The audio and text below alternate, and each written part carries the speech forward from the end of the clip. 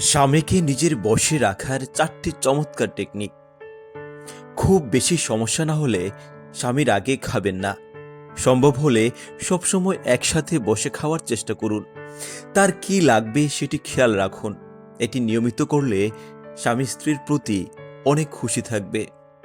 স্বামীকে আপনার আচরণ দিয়ে বোঝানোর চেষ্টা করুন স্বামীর সব অবস্থায় আপনি তার পাশে আছেন। বিশেষ করে তার বিপদে অথবা অসুস্থতায় আপনি তার পাশে ছায়ার মতো থাকুন। দেখবেন স্বামীও আপনাকে ছায়ার মতো আগলে রাখবে।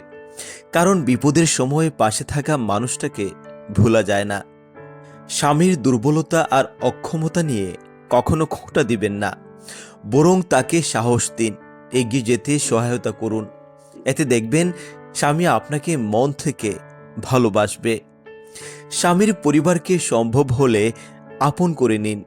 একটা ছেলে তখনই সবচেয়ে বেশি খুশি হয় যখন দেখে স্ত্রী তার পরিবারের সাথে খুশ গল্প করছে, মিলেমিশে থাকছে।